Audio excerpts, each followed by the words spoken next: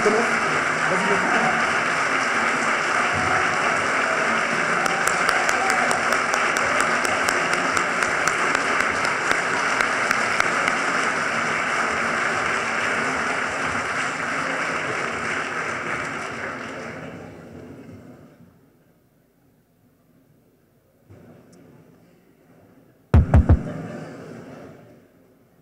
Bien, chers et chers amis, je suis Daniel Mouchard, président de l'université Sorbonne Nouvelle. Nous allons débuter cette conférence par quelques mots très brefs de ma part et de Denis Merklen, directeur de l'Institut des hautes études d'Amérique latine de l'université Sorbonne Nouvelle, avant de laisser la parole à Monsieur le Président Boric.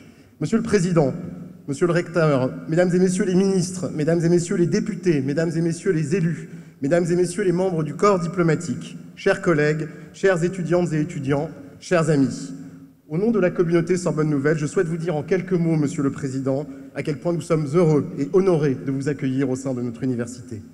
Votre parcours, votre action et votre engagement résolu et constant pour la démocratie, la justice sociale et environnementale et les droits humains résonnent puissamment avec les valeurs fondatrices de notre université.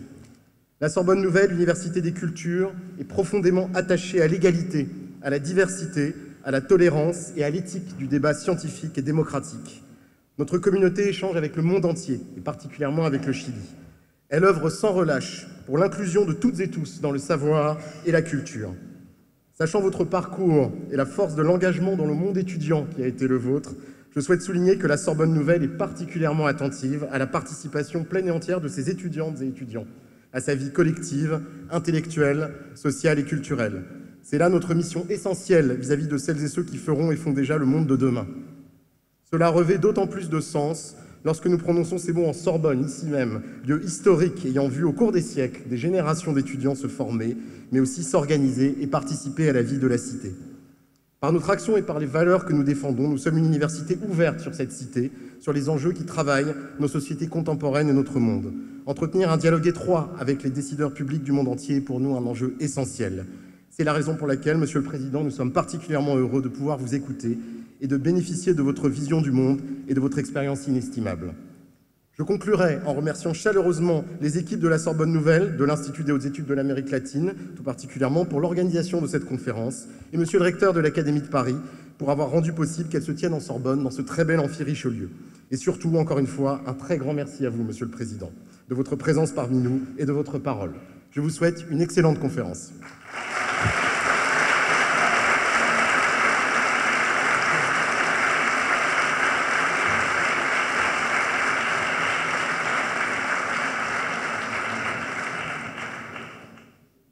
Monsieur le Président de l'Université Sorbonne Nouvelle, cher Daniel Mouchard, Mesdames et Messieurs les députés, Mesdames et Messieurs les ambassadeurs et représentants des pays de l'Amérique latine en France et en Europe, chers et chers collègues, chères et chères étudiantes et étudiants, estimados amigos de la comunidad chilena en Francia, señor Presidente de la República de Chile, estimado Gabriel Boric.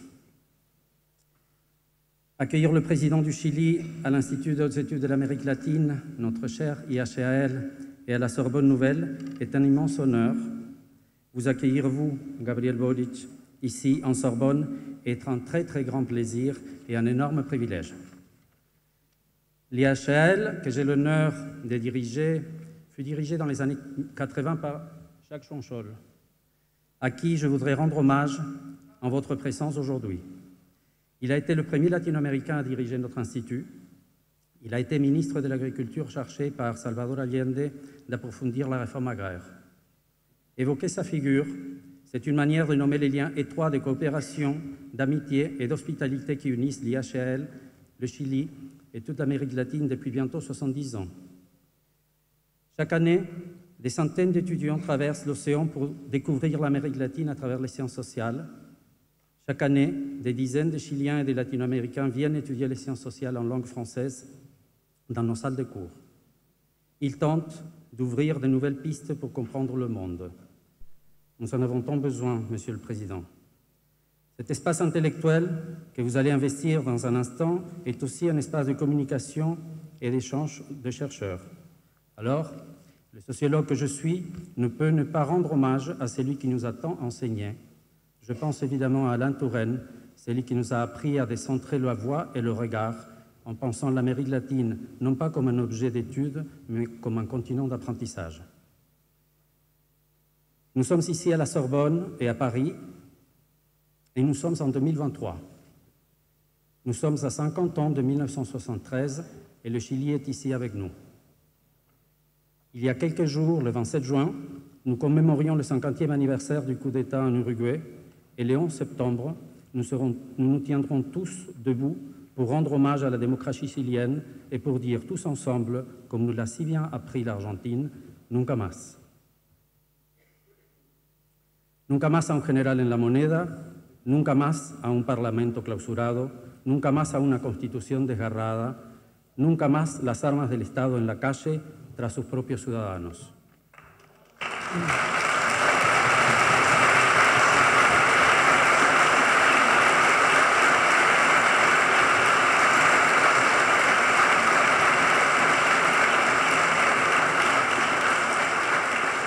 Monsieur le Président, nous sommes ici dans un amphithéâtre, dans une salle de cours de la Sorbonne, et permettez-moi de vous penser et de vous considérer comme un étudiant. Après tout, c'est ainsi qu'il y a un an à peine, votre élection à la présidence de la République a été saluée. Leader étudiant défenseur de l'université publique et gratuite, élu président à 35 ans. Qué placer, estimado presidente, darle la palabra en una sala de clase de la universidad pública. Il n'y a pas de moment plus sublime dans la vie d'une université que cet instant où un étudiant ou une étudiante prend la parole. Nous sommes inquiets, Monsieur le Président, nous sommes inquiets, nous le sommes à propos de l'évolution de nos institutions et au fond de nos démocraties. L'institution de l'espace public est menacée par le mensonge et la manipulation, par la prééminence exacerbée de l'image sur le discours et de l'instantané sur le temps long de la réflexion. L'institution de la citoyenneté est menacée par l'incapacité de nos démocraties à protéger les citoyens de la violence et de la pauvreté. Et l'université, telle que nous l'aimons, comme une institution fondamentale de la démocratie, est menacée, elle aussi. Je pèse mes mots. L'institution remplace la salle de cours au profit de la transmission à distance. Vous regardez à l'écran, au lieu de nous entendre ici et maintenant, et de discuter avec vous quelques secondes, et l'institution efface le statut et la condition même d'étudiants. On les appelle les usagers, los usuarios de la universidad. Comme une entreprise prestataire de services, l'université prétend accueillir des usagers. Je préfère, quant à moi, penser, avec Alain Touraine, que l'étudiante et l'étudiant est un acteur qui prend à part entière, qui fait et produit son université. Ni elle ni lui ne sont pas des usagers. L'étudiant, c'est l'université. Permettez-moi pour finir évoquer la poésie d'une Chilienne qui elle aussi aimait la France. Je voudrais dire, avec Violeta Parra, que vivan los estudiantes, jardín de nuestra alegría, son aves que no se asustan cuando ladra la jauría. Soyez le bienvenu, Monsieur le Président Gabriel Boric. Prenez la parole.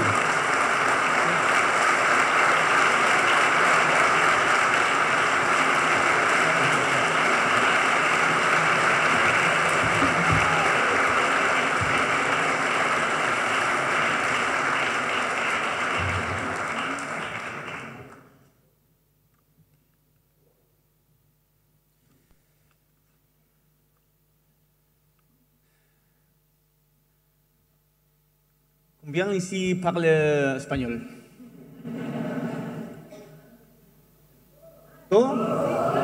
Combien? ¿Todos? ¿La mayoría? La majorité, en tout cas, 89%, on va dire 89% exactement. Mon français est assez médiocre, donc je vais présenter cette conférence en espagnol. En espagnol chilien.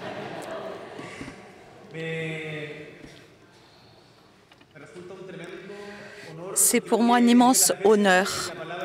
Et pour une fois, ce mot « honneur », est vrai. C'est pas chaque fois qu'on dit c'est un honneur pour moi d'être là, ce n'est pas toujours vrai, mais cette fois-ci c'est ce que je ressens au plus profond de moi. Et c'est étrange parce que j'ai en tête cette université, peut-être cette même salle, cet amphithéâtre en noir et blanc. Je l'ai vu souvent. Lorsque j'ai fait ma formation politique, lorsque j'étais étudiant et même lorsque j'étais élève à l'école. À propos de mai 1968, avec son éthique et aussi son échec. Et je crois qu'il est important que nous, qui sommes de gauche, nous y réfléchissions. L'un des livres que j'ai lu quand j'étais jeune, je suis encore jeune, mais il y a des gens encore plus jeunes que nous que nous ne comprenons pas toujours. Ce qui m'a beaucoup marqué, c'est le livre de dialogue de Daniel Cohn-Bendit, La Révolution, et nous qui l'avons tant aimé. Pourquoi, sur le plan sociétal, les choses ont changé et pourtant, sur le plan politique, ça a été digéré par le modèle qui était opérant à ce moment-là. Et c'est important pour nous qui venons de mouvements sociaux et qui venons de ces luttes sociales et faisons de la politique. Et nous ne devons jamais l'oublier. Je voudrais remercier l'Université de la Sorbonne de Paris de m'avoir invité à faire ce cours magistral dans une institution d'un prestige et d'une histoire aussi magnifique. Ce qui nous lie à la France, ce sont des liens d'amitié, des liens culturels, des liens économiques, mais il y a surtout un lien indestructible qui est celui de la solidarité. Ces liens s'expriment de différentes façons dans notre histoire, à travers la culture, la philosophie, la science, à travers celui qui a déjà été mentionné tout à l'heure, le sociologue Alain Touraine, à travers le naturaliste Claudio Gay du XIXe siècle, à travers les religieux et Luther André Jarlan et Pierre Dubois, les cinéastes Raoul Ruiz et Patricio Guzman, la chanteuse Anna Tijoux et sa mère Maria Emilia, que je souhaite mentionner ici. Et je voudrais saisir cette occasion pour rendre hommage à ce sociologue dont nous parlions tout à l'heure, Alain Touraine, qui est décédé au mois de juin, ici à Paris, mais qui a construit un lien indestructible avec le Chili et sa famille qui est là, dont le fils me racontait qu'il souhaite que ce lien se maintienne dans les futures générations. Son travail dans notre pays dans les années 50, 60 et 70 a été pertinent non seulement pour le Chili, mais pour toute la science sociale européenne et latino-américaine. En outre, il a construit des affections profondes qui se reflètent dans sa magnifique famille franco-chilienne, dont certains de ses membres sont présents ici. Je les en remercie. Et en ces moments troublés, je vous invite à relire Vie et mort du Chili populaire, cette sorte de journal de vie sociologique qu'il a écrit pendant les journées qui ont précédé le coup d'État, en essayant de comprendre ce qui se passait dans cette société aussi troublée, en pleine convulsion.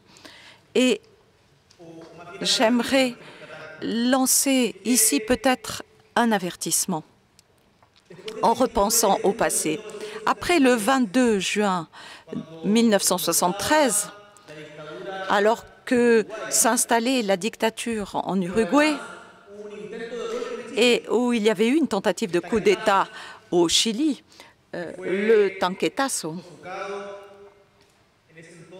et qui, à l'époque, avait été étouffé par le général Prats, qui a été ensuite assassiné par la dictature argentine.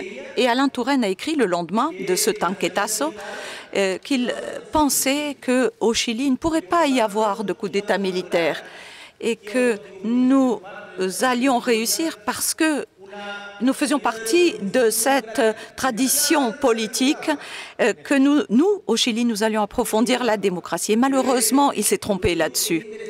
Mais c'est intéressant. C'est important de savoir à quel point la démocratie est fragile, y compris lorsque nous pensons que la démocratie, c'est un acquis, alors que le monde est en crise, et nous le savons bien. Eh bien, la démocratie, ce n'est pas un acquis. Et c'est pour cela que je voudrais me concentrer sur cette préoccupation que nous partageons sur le renforcement de la démocratie. Je voudrais vous parler de ce que sont les grands défis de notre temps depuis la place que j'occupe en tant que président de la République de mon pays. Et je voudrais vous parler de certaines des menaces qui pèsent sur la démocratie avec un œil critique, et je vais humblement essayer de vous dire comment les gouvernements progressistes peuvent trouver des réponses à ces attaques autoritaires, quelle que soit leur couleur, et pour approfondir la démocratie, pour que celle-ci soit beaucoup plus substantielle. Enfin, je voudrais vous dire quels sont les efforts que nous déployons au Chili pour avancer dans cette direction. Et je dois vous dire que cette tournée européenne, qui se termine demain ici à Paris, m'a amené à approfondir des réflexions politiques. Et il y en a une que j'aimerais souligner. C'est la nécessité de l'unité des secteurs progressistes. La famille politique dont je proviens, et s'il fallait la comparer à ce qui se passe en Europe, serait plus proche de Syriza en Grèce, de Die Linke en Allemagne, de la France insoumise ici en France, de Podemos en Espagne et de mouvements de ce type.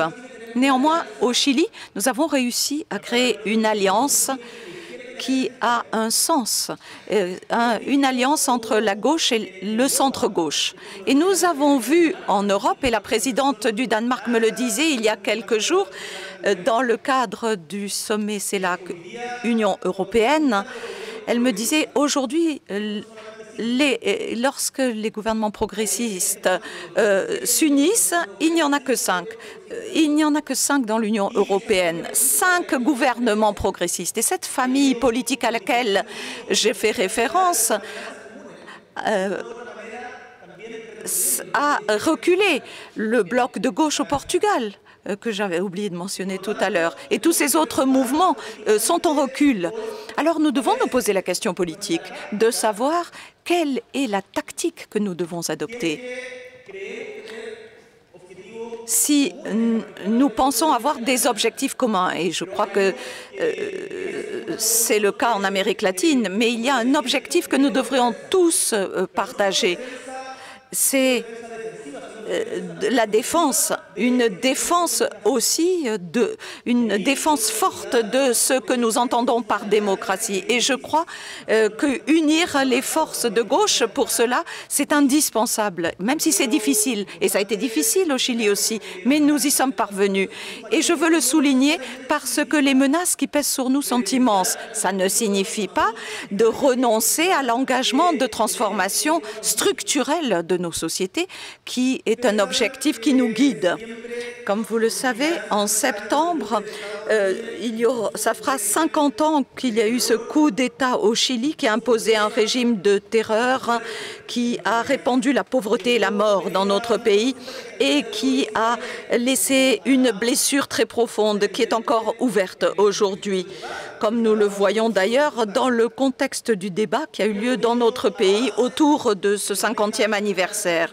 Il y a eu des avancées au cours de ces 50 années de démocratie, mais nous avons encore une immense dette en termes de vérité, justice, réparation, et pour garantir que cela ne se reproduira pas. En tant que gouvernement, nous nous sommes engagés non seulement à garder fermement ouverte la mémoire, mais aussi à continuer à rechercher la vérité. C'est fondamental. Ça devrait être évident aux yeux de tous, mais ça ne l'est pas. Tant que nos disparus ne seront pas tous retrouvés, nous continuerons à les chercher.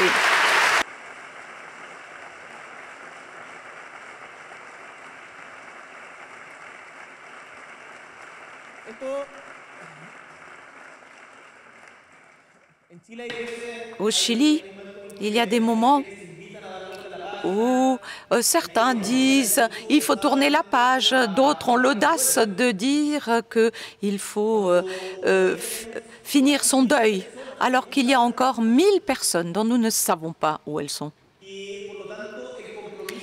Et donc, l'engagement à connaître la vérité, à faire régner la justice, cet engagement doit être encore plus profond de la part de l'État. Je ne veux absolument pas mépriser les efforts qui ont été faits jusqu'à maintenant. Ce n'est pas mon rôle. Mais je veux dire que l'État doit en faire davantage et je mettrai toute mon énergie dans cet effort. Et mon ministre de la Justice, M. Vega, a donné un entretien sur ce point. Et puis, il y a un point sur lequel nous ne voulons pas renoncer. Nous, en cet anniversaire, les Chiliens, nous devons avoir une vision commune sur des éléments fondamentaux. D'abord, condamner tous ensemble les atrocités du passé, que pour aujourd'hui, nous défendions la valeur universelle des droits humains, l'importance qu'il y a à renforcer la démocratie. Et je n'arrêterai jamais de répéter cette phrase qui a beaucoup de sens à mes yeux aujourd'hui. Nous engager à ce que lorsque, en démocratie, nous avons des problèmes, nous allons résoudre ces problèmes avec plus de démocratie et pas moins de démocratie. Et rien ne justifie, aucune différence ne justifie que l'on viole les droits humains d'une autre personne, d'un autre individu. Mais pour cela, il faut continuer à cultiver la mémoire, une mémoire qui mobilise, qui nous permette de savoir qui nous sommes, d'où nous venons et qui nous permette de nous installer fermement pour projeter nos rêves, nos souhaits, nos espérances pour demain. Et c'est justement en ces moments où il ne devrait pas y avoir deux poids, deux mesures pour condamner la discrimination, l'intolérance et le discours de haine. Parce que lorsque l'on relativise nos principes démocratiques, en fonction de la sympathie qu'on peut avoir pour le gouvernant qui est au pouvoir, qui viole les principes que nous défendons, c'est à ce moment-là qu'on affaiblit sa position. Et oui, vous l'avez vu, il peut y avoir eu des divergences avec d'autres leaders de gauche au cours des derniers temps. Mais il est important de défendre une question de principe. Lorsque l'on parle de la violation des droits de l'homme au Nicaragua, par exemple,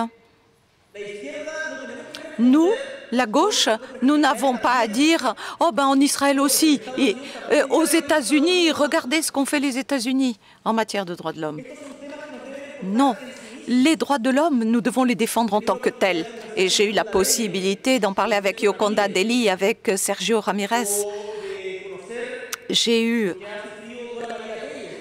connu Doña Maria Teresa, ancienne commandante du Front sandiniste, et tout ce qu'elle a souffert. Le Nicaragua est un exemple, peut-être l'un des plus flagrants aujourd'hui. Mais quel que soit le pays, y compris le nôtre d'ailleurs, concerné, ou quelqu'un qui agite le drapeau de la gauche, envoie en prison ses adversaires ou empêche la liberté d'expression, viole les droits humains de ses opposants, nous devons nous aussi élever notre voix, faire entendre notre voix, parce que demain, mesdames et messieurs, ça pourrait être nous. Et donc, je crois qu'il est extrêmement important que ces valeurs, ces principes, nous les défendions, même si c'est difficile, même si parfois c'est impopulaire de le faire. Nous avons entendu très souvent parler du fait qu'il fallait remettre les choses en contexte. Mais l'histoire et le débat politique sont nécessaires pour savoir et pour comprendre quelles sont les causes des crises et quelles sont les divergences politiques qui amènent à des crises dans lesquelles on peut se retrouver Mais cela ne doit pas nous amener à nier les avancées porteuses de civilisation de l'ensemble de l'humanité. Je voudrais, à propos de l'expérience chilienne, tout d'abord saisir cette occasion pour remercier la France pour la solidarité dont elle a fait preuve pendant ces années si difficiles. En particulier, l'ambassadeur de France à l'époque, Pierre de Menton, et Françoise, et toute l'équipe de l'ambassade de France de l'époque, et tous ceux dont nous ne connaissons pas les noms, mais qui sont des héros anonymes. Aujourd'hui, à la mairie, j'ai eu la possibilité de rencontrer une dame chilienne qui avait un peu de mal à rouler les airs parce que ça faisait 50 ans qu'elle vivait ici. Et sa fille, la semaine prochaine, allait avoir 50 ans. Et sa fille était née à l'ambassade de France au Chili, car elle était poursuivie par la dictature et elle avait trouvé asile. Elle avait été accueillie par l'ambassade de France à l'époque. Eh bien, ça, c'est une solidarité où c'est un cordon ombilical qu'on ne peut plus couper et qui continue à nous alimenter. Et c'est pour cela que 50 ans plus tard, je continue à exprimer toute ma gratitude vis-à-vis de ce courage dont ont fait preuve ces Français. Aujourd'hui, nous voyons dans le monde que des consensus fondamentaux sur la primauté des droits de l'homme reculent partout dans le monde. Et ce qui est accompagné d'une désaffection des citoyens pour la démocratie. Et c'est cela qui me semble le plus grave, tant du point de vue historique qu'à l'heure actuelle. Et ça veut dire qu'il y a quelque chose que nous ne faisons pas correctement. Et il ne suffit pas de rejeter la faute sur ceux qui votent à l'extrême droite, par exemple, ou ceux qui ont une position différente de la nôtre. Lorsque les progressistes, dans le cas du rejet de la première proposition de constitution qui avait été présentée par la Convention, lorsque les progressistes de notre pays disent que on a perdu le référendum parce que ça n'a pas été compris. Eh bien non, c'est pas ça qu'il faut faire. Notre devoir, c'est d'expliquer. C'est vrai qu'il y a de la désinformation. Il y a des acteurs qui utilisent la désinformation partout dans le monde, nous le savons. Mais le travail de donner un sens politique à ce que l'on fait, ce n'est pas simplement gagner une élection, c'est travailler. Et je crois que nous, les progressistes, pendant trop longtemps, nous avons abandonné cette idée. Et nous avons contribué à creuser ce fossé qui s'est ouvert entre les institutions et les peuples. L'autre jour, j'y pensais en ces termes. En particulier, lorsque l'on a des responsabilités, qu'on est au gouvernement, on a le devoir d'aimer son peuple dont on fait partie. L'aimer plus encore qu'une idée. Et ça signifie être capable de comprendre son peuple, être capable d'accompagner le mouvement du peuple. Aujourd'hui, nous voyons qu'aucune société, aucun pays ne peut résister à la tentation de prendre des raccourcis qui risquent de nous faire perdre de ce que nous entendons par démocratie, tomber dans les bras de formules simplistes pour trouver des réponses à des problèmes complexes. L'un des risques les plus importants, c'est la banalisation de la démocratie et de ses mécanismes. C'est ce que le politologue Colin Crouch a appelé la post-démocratie dans les années 2000. La démocratie aujourd'hui est menacée par la désinformation, l'insécurité, la violence, la corruption et les inégalités. Alors je voudrais parler tout particulièrement de ces deux dernières menaces, la corruption et les inégalités. La corruption dans la prise de décision c'est pas simplement lorsque un délit a été commis, un délit qui est bien défini dans le code pénal, un délit commis par un fonctionnaire public, mais aussi quand les décisions de politique publique sont prises en fonction d'un intérêt privé qui prévaut sur l'intérêt général et qui, en quelque sorte, mettent en danger l'exercice même de la fonction publique. Ce phénomène doit être corrigé par les gouvernants, par les politiques. Et nous devons le faire alors que nous sommes au gouvernement. Souvent, quand il y a des cas de corruption, ceux qui sont au pouvoir se mettent sur la défensive. Eh bien, je crois que ce n'est pas ce qu'il faut faire. Il faut être transparent et nous demander comment faire pour que l'intérêt général prévale toujours et en toutes circonstances sur l'intérêt privé. Parce que le danger que représente la corruption, en dehors du détournement des ressources, c'est qu'elle engendre cette méfiance et cette désaffection vis-à-vis de la démocratie et de ses institutions. Et la démocratie est vue comme un projet politique élitiste où les puissants au pouvoir peuvent se servir alors que la majorité de la population en est exclue. Et ce n'est pas un problème mineur. Et je le dis parce que j'ai étudié les données qualitatives au Chili. Et à propos des troubles sociaux de 2019,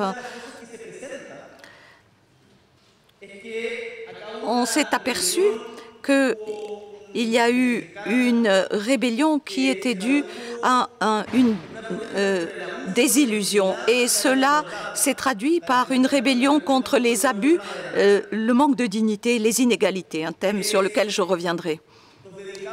Nous qui faisons de la politique, nous qui avons fait de ce métier notre mission, qui donne du sens à notre vie, nous qui avons des postes de responsabilité, nous devons être irréprochables et transparents. Mais la corruption, ce ne sont pas simplement ces phénomènes individuels, c'est un phénomène social. Alors, bien sûr qu'il faut améliorer la probité, bien sûr qu'il faut améliorer le cadre juridique, il faut augmenter les peines et les sanctions dans le code pénal. Nous venons de faire passer une loi au Chili sur les crimes en col blanc. Et nous devons le faire grâce à nos politiques. Mais je crois que le défi le plus difficile à relever, c'est la lutte contre la corruption qui est une lutte qui passe par davantage de démocratie, une démocratie inclusive, où participent à la prise de décision tous ceux qui seront affectés par ces décisions. Et ici, j'emprunte la notion de démocratie délibérative de Nancy Fraser et de Habermas, et qui parle des limites et des opportunités pour qu'il y ait une véritable démocratie égalitaire. Et en particulier aujourd'hui où nous avons autant d'accès à l'information. Comment est-il possible qu'aujourd'hui nous ayons tellement d'accès à l'information et qu'en même temps nous ne nous sentions pas comme partie prenante d'un monde commun? Et moi, en tant que politique, je considère que c'est l'un des grands défis. Quand on me dit « Qu'est-ce que tu aimerais laisser quand tu auras fini ton mandat ?»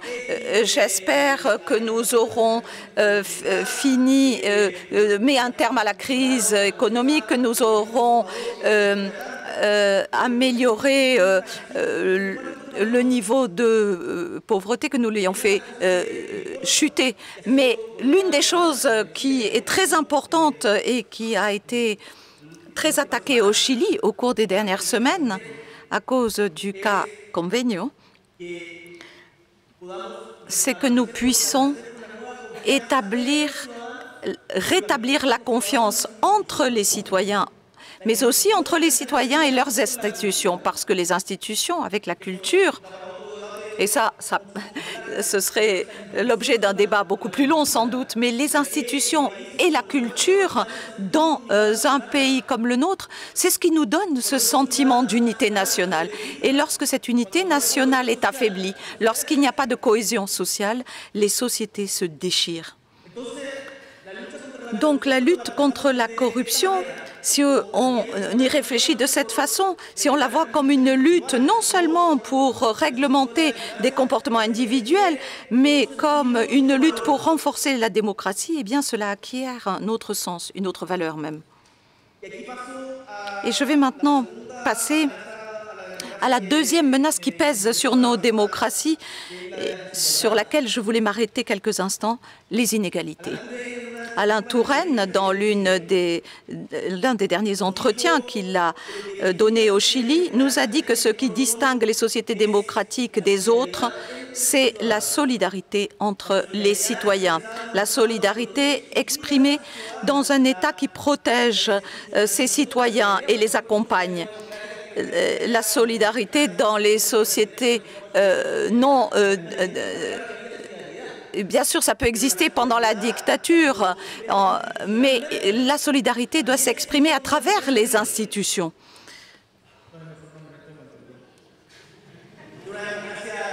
Une démocratie dont le cœur bat fortement. La solidarité entre citoyens qui se considèrent comme des égaux et qui se comportent comme tels, une solidarité qui s'étend aussi au-delà de nos frontières. En tant que président de mon pays, je parle en tant que représentant de mon pays, mais il y a des questions qui dépassent les frontières de nos pays. La crise climatique, vous savez, elle se moque des frontières. Elle se moque que Pulciane soit à la frontière avec nos pays frères, nos pays voisins. La crise climatique, elle se moque bien de ce qui a été défini avec le Pérou. La crise climatique, elle s'applique, elle frappe partout. La crise migratoire ne reconnaît pas de frontières non plus.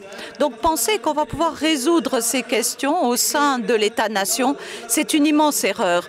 Et c'est pour cela que la coopération, le multilatéralisme et le respect du droit international et l'amélioration d'ailleurs du droit international sont fondamentaux. Et j'aimerais vous raconter quelque chose que j'ai appris pendant cette tournée. À Bruxelles, j'ai rencontré la présidente de l'Organisation mondiale du commerce, c'est la ministre des Finances, c'est une personne qui a été ministre des Finances du Nigeria. Et moi, lorsque j'étais étudiant, l'image que j'avais de l'OMC, c'était que c'était une institution au service du capitalisme.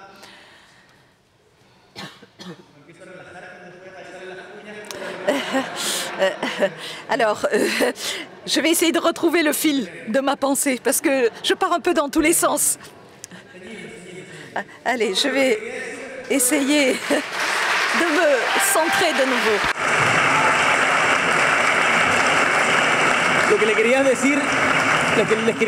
Ce que je souhaitais dire, c'est que la directrice de l'OMC,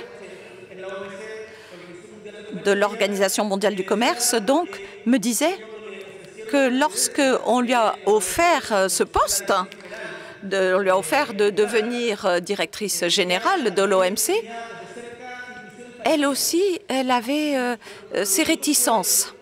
Mais ce qui a été magnifique, c'est que ça montre bien que ça dépend de nous de changer les choses. Elle m'a expliqué comment, de l'intérieur, en se basant sur l'expérience qu'elle a connue au Nigeria, un pays de 220 millions d'habitants, comment elle essayait de changer de l'intérieur cette institution mondiale.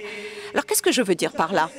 C'est que souvent, on nous dit qu'on ne peut pas changer les choses, que les grandes institutions ne vont pas bouger et qu'il y a une inertie plus forte que la volonté des hommes et des femmes qui les composent. Eh bien, moi, je vous invite à croire que ce n'est pas toujours vrai.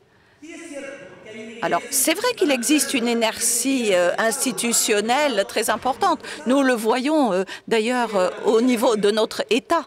Le cadre de l'État est très pesant. Mais c'est vrai aussi que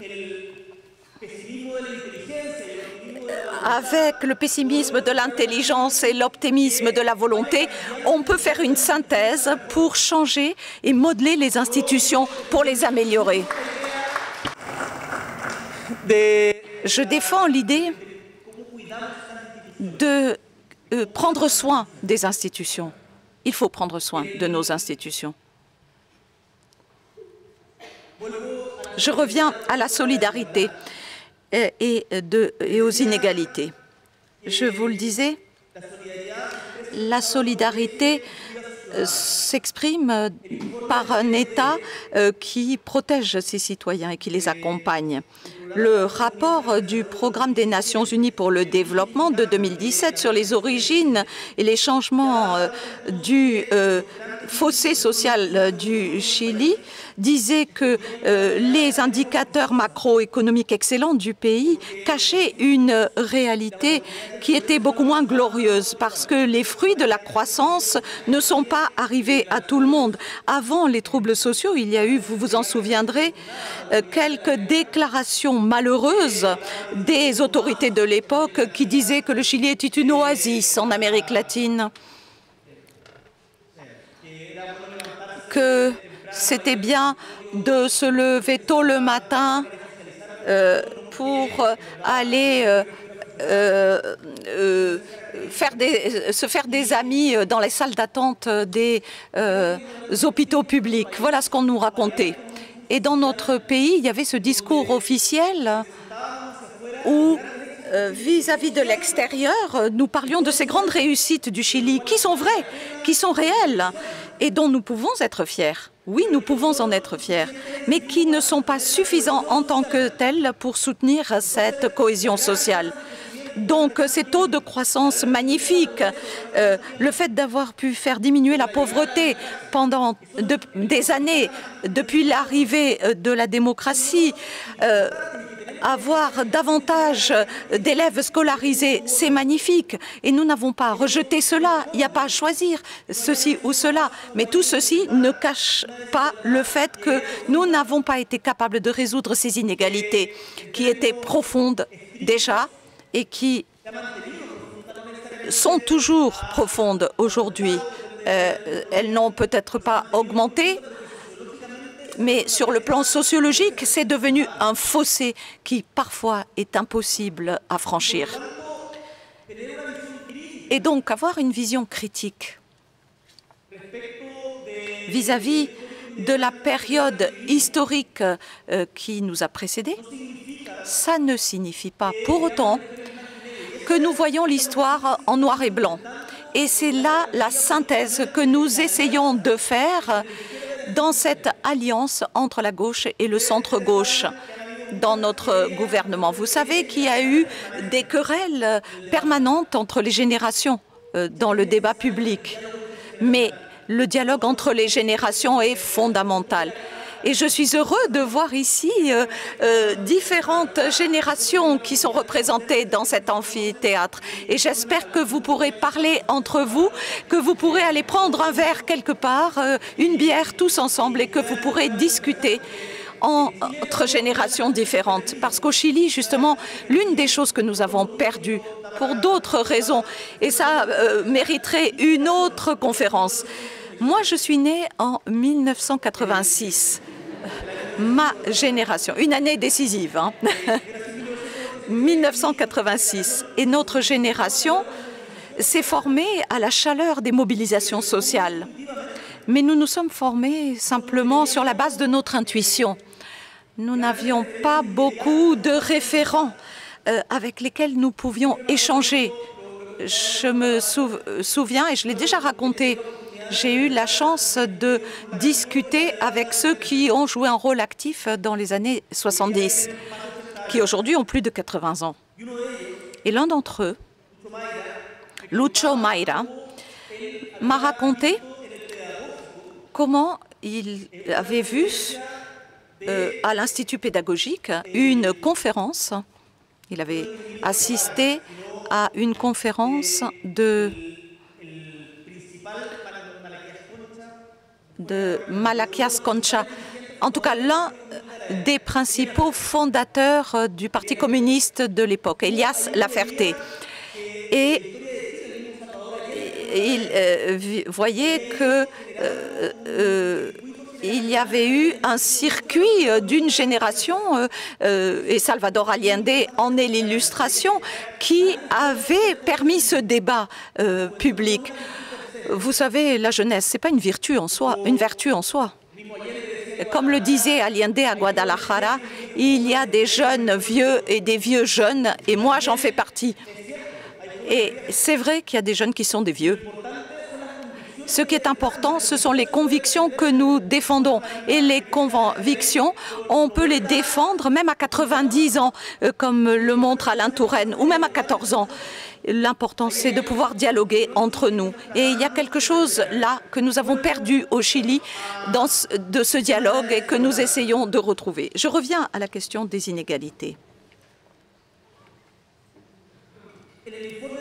Dans le rapport du PNUD, on disait donc que les inégalités portent atteinte au développement, affaiblissent la vie démocratique, affectent la coexistence pacifique et la cohésion sociale.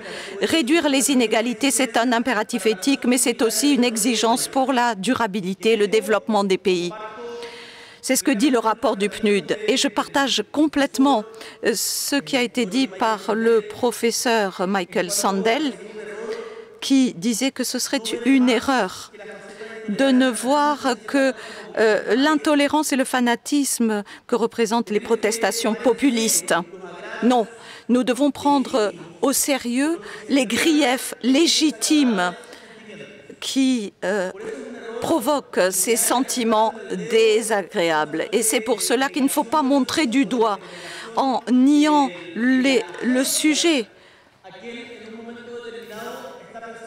Et montrer du doigt ceux qui pensent différemment de nous, ceux qui votent autrement que nous.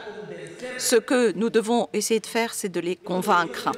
Et je l'ai dit, parfois, il y a des gens qui me saluent et qui me disent « Camarade, je suis fier à 38%. Des 38%. Mais je lui dis, si on reste à 38%, on restera minorité, une minorité. Et moi, je ne veux pas qu'on soit une minorité. Moi, je veux gagner. Je veux que nous gagnions. Nous faisons de la politique pour gagner, pas simplement pour être témoins. Et donc, gagner, c'est comprendre que tout ce que nous défendons, nous n'allons pas pouvoir en faire une réalité du jour au lendemain. Ça exige un débat, une conversation, et parfois c'est difficile. La politique, parfois, c'est difficile, et parce que ça signifie, et en termes idéologiques, je l'ai lu récemment, ça signifie forcément de pactiser avec le diable, au sens que dans la mesure où on continue à défendre nos principes, et c'est pour cela que, de façon catégorique, j'insiste sur le respect des droits de l'homme. Si l'on est cohérent avec ces principes, on peut néanmoins arriver à des accords. Il faut transiger parfois, il faut faire des concessions parfois. Parfois, j'ai vu cela avec beaucoup de méfiance par le passé. Mais maintenant que je suis au gouvernement, je reconnais la valeur profonde des accords. Parce que la politique, c'est l'art de se mettre d'accord avec ceux qui ne pensent pas la même chose que nous. Moi, je ne veux pas vivre dans une société où tout le monde pense comme moi. Et là, nous avons un problème avec les réseaux sociaux. Mon algorithme Instagram me montre que du football et de la politique et des barbecues. Et donc, j'ai l'impression que tout le monde fait comme moi. Mais moi, je veux bien qu'on me parle des petits chats ou que l'on me parle de la musique, qu'on me fasse connaître d'autres choses. Nous avons besoin de complémentarité dans nos sociétés et pas d'uniformité. Et ça aussi, c'est une des valeurs de la démocratie. Quand il n'y a pas de démocratie, on perd cette diversité. Or, aujourd'hui, nous sommes en train de perdre cette diversité dans nos sociétés. Et je crois qu'il y a donc là un immense défi à relever.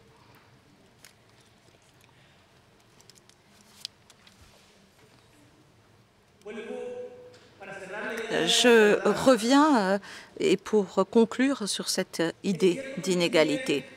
Il est vrai qu'au Chili, il y a eu énormément de progrès. Beaucoup de choses se sont améliorées. Il y a des choses qui n'ont pas changé suffisamment.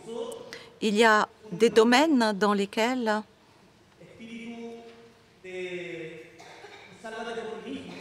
un esprit du chacun pour soi a prévalu. Eh bien, moi, je pense que ce n'est pas positif. Ça ne nous aide pas à améliorer notre société. Un exemple en est le cas de l'éducation. Et moi, j'ai lutté pour cette éducation. L'éducation, au cours des dernières décennies, est devenue pour beaucoup un business plutôt qu'un droit. Nous avons augmenté le nombre d'élèves inscrits. Et d'ailleurs, après la pandémie, il faut que les élèves puissent retourner à l'école, ce qui n'est pas encore le cas. Mais il y a eu un abandon de l'éducation publique, il y a eu une ségrégation sociale absolue et une promesse non tenue d'ascenseur social. Dans notre pays, il y a des millions de personnes qui ont des dettes d'étudiants et cette crise a été accrue par la pandémie. Vous m'avez dit tout à l'heure, bienvenue à l'université publique. Eh bien, moi, je suis fière d'avoir étudié à l'université du Chili. Mais quand je dis à un Européen ou même à un Argentin que j'ai étudié à l'université du Chili qui me coûtait 5 000 $ par mois, quoi? À l'université publique? Mais ils ne peuvent pas en croire leurs oreilles. Alors à quel moment dans notre pays avons-nous décidé que des droits, certains domaines de la société doivent être en dehors des lois du marché? Et ce sont les droits sociaux.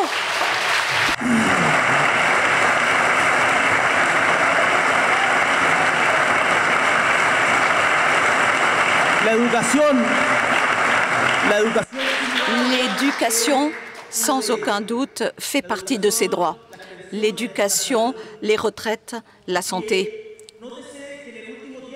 Et il faut noter qu'au cours des derniers temps, en particulier, il y a eu des efforts politiques qui ont été faits par le deuxième gouvernement de la présidente Bachelet. Moi, j'étais un opposant à la présidente Bachelet.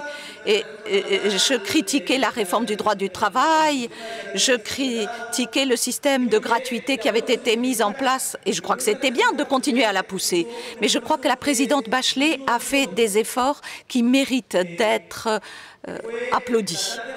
Elle a essayé d'aborder ce problème d'inégalité lacérant que nous avions dans notre pays. Et comment a réagi la droite au Chili à cela?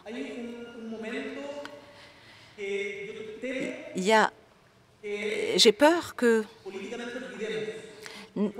nous oublions ce moment où le ministre de l'Intérieur du président Piñera qui venait... Non, il faut le respecter, il faut le respecter. Où le président, donc ce ministre de l'Intérieur du président Piñera, va devant des entrepreneurs et il dit qu'il y a beaucoup de choses qu'on veut changer, mais il y en a d'autres que nous ne voulons pas changer. Et il dit, ce que nous ne voulons pas changer, c'est la Constitution. Et le projet qui a été présenté par la présidente Bachelet, nous allons le jeter au fond d'un tiroir. Et il a fait le geste. Eh bien, moi, je pense que pendant ce soulèvement social, beaucoup se seront repentis d'avoir pensé cela. Il ne faut pas attendre qu'il y ait une crise pour résoudre les problèmes profonds de nos sociétés. Et à propos des erreurs que nous avons faites en tant que gauche, en tant que progressiste, c'est cette idée qu'il fallait effacer les choses, comme si 2019, ça n'avait pas existé. Certains disent que c'était même une rébellion délictuelle, comme s'il n'y avait rien eu d'autre. Eh bien, ça, c'est une erreur. C'est une erreur que je souhaite souligner devant vous. Au Chili, nous devons trouver un consensus sur la voie vers le développement durable. Et cela passe par la réduction des inégalités. Il y a quelques mois, il y avait un consensus dans la société civile et dans les entreprises qu'il fallait une réforme fiscale. Et après l'élection du Conseil constitutionnel, ils ont décidé d'oublier ce consensus. Eh bien, moi, je crois que ça, c'est très mauvais, parce que ça veut dire, que l'on remet en cause l'avenir, et cela risque à nouveau de produire des ruptures sociales. Aujourd'hui, nous essayons de construire un État social démocratique, un État de droit qui garantit des droits sociaux à tous les habitants du Chili sans discrimination. C'est le mandat populaire que nous avons. Nous n'oublions pas que nous venons des mouvements sociaux et que ce que nous voulons, c'est donner une vie digne à toutes les Chiliennes et à tous les Chiliens. Oui, nous avons eu des difficultés, c'est vrai, mais nous ne perdons jamais de vue les motifs pour lesquels nous sommes arrivés au pouvoir. Notre conviction, et je l'ai dit dans notre pays, c'est qu'une répartition plus juste de la richesse que nous produisons tous ensemble et une plus grande égalité sociale, non seulement sur le plan économique, mais comme le disait le PNUD dans son rapport, c'est-à-dire une égalité de genre, une égalité qui signifie respect des peuples autochtones. Et c'est ce qui a du sens et ce qui va améliorer notre pays. D'où la réforme fiscale que nous avons proposée au Chili, d'où la réforme des pensions de retraite que nous avons proposée aussi à notre pays. Ce que nous cherchons pour notre pays, ce n'est pas augmenter les recettes de l'État, mais avoir un pacte qui permettent de financer à long terme les droits sociaux dont nous sommes convaincus qu'ils ne doivent pas être régis par la loi du marché. Je vais conclure en vous disant ce que nous avons fait, parce que la politique, ce n'est pas simplement des promesses, c'est aussi l'action. Alors peut-être que certains d'entre vous se souviendront du fait que celle qui est aujourd'hui notre ministre et porte-parole du gouvernement, Camila Vallejo, qui a été l'une des principales leaders du mouvement des étudiants en 2011, en 2017 a présenté un projet de loi pour réduire le temps de travail à 40 heures par semaine. À l'époque, on lui a dit de tout, que c'était impossible, que le Chili n'était pas prêt à ça, on s'est moqué d'elle.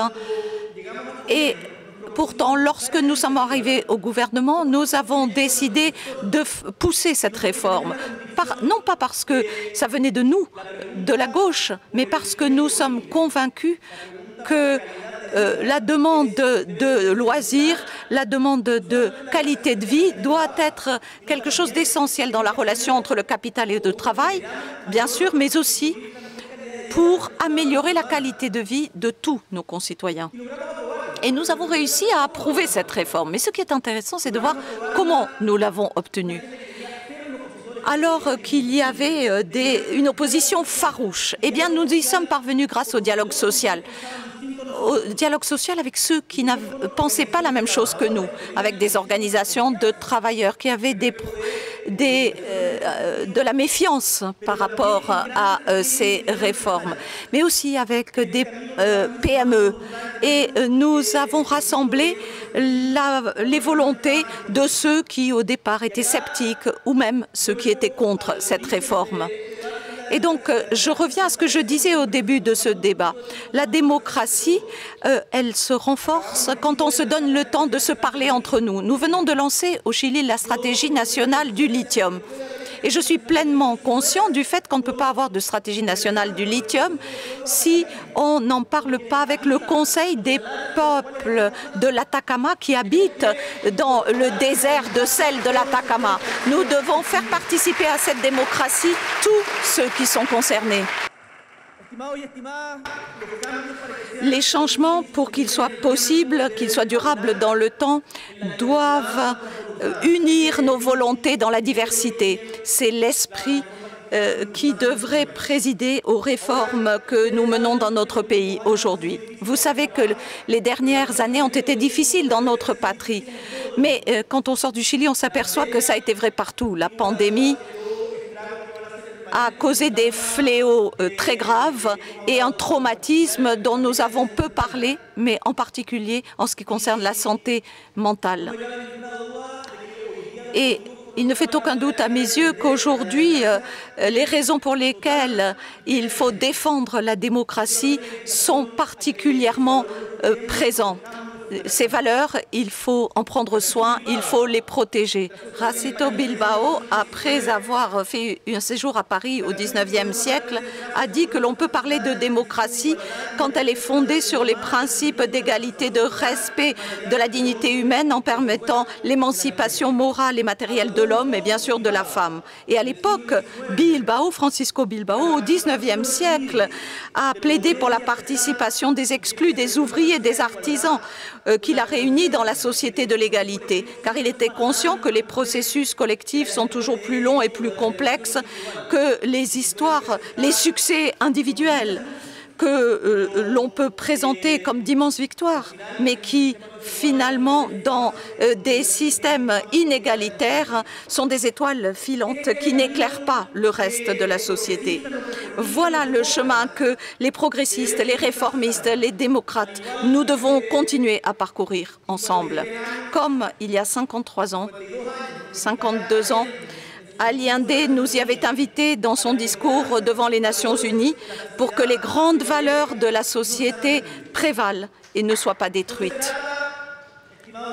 Il ne s'agit pas d'affronter simplement ceux qui sont corrompus dans nos sociétés. Il ne s'agit pas de montrer du doigt ceux qui ne pensent pas comme nous. Il ne s'agit pas simplement de lutter contre la désinformation, mais il faut créer les conditions pour que les personnes et les communautés puissent s'exprimer dans leur diversité la plus plurielle. Il s'agit d'avancer vers des sociétés qui ne soient pas corrompues. Il s'agit, en définitive, comme nous l'a montré le président Allende, de lutter contre les problèmes de la démocratie avec plus de démocratie, toujours.